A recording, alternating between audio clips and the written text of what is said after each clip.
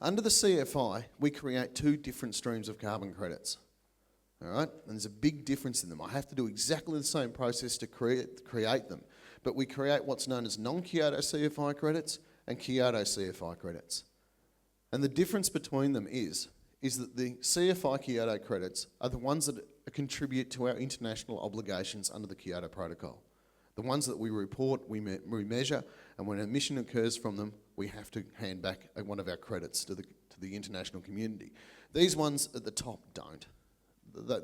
We measure them, we don't account for them.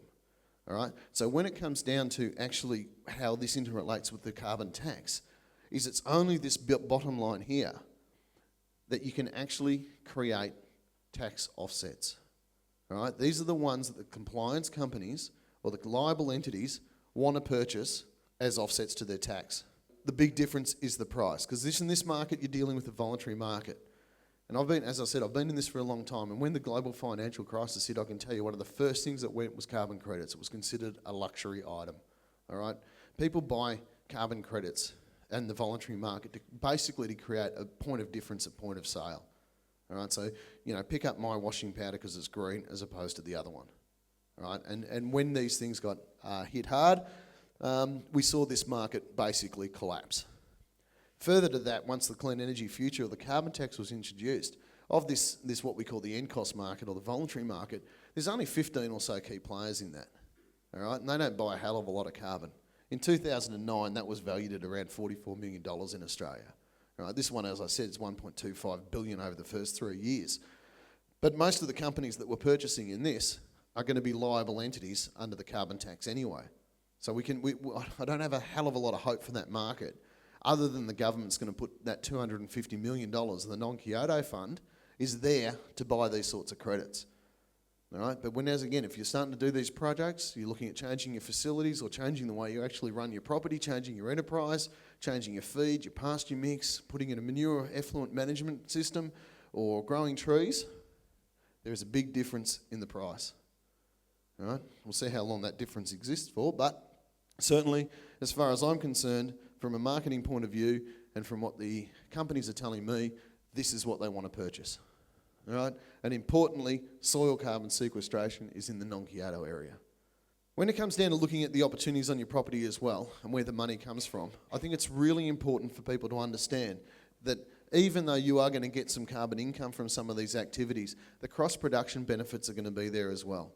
But the primary source of income will be that food and fibre production.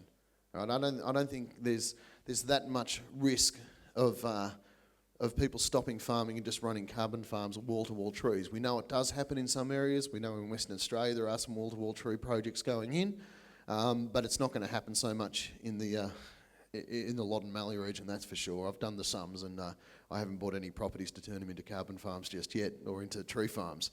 But the important thing is that landholders running projects, so they can run a whole different range of projects. You're not locked into one type of project. And when you start looking at integrated carbon farming, you might be running a soil carbon, manure management, fertiliser management, crop residue management. You might be running all these things on your property at one time to get both the carbon income and the cross-production benefits and increasing your total farm income.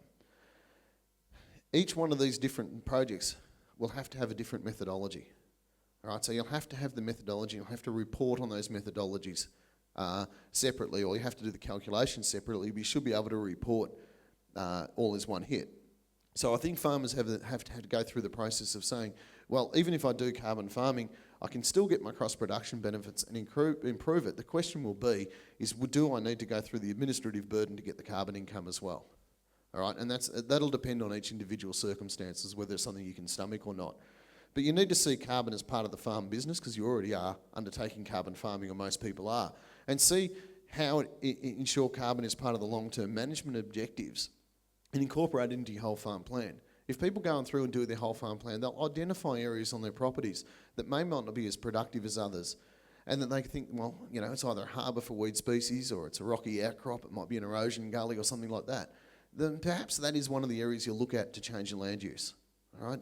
I wouldn't suggest that you go and tear up your dairy paddocks and put trees in them to grow. Although they grow very well, it's probably not going to pay the same as your dairy.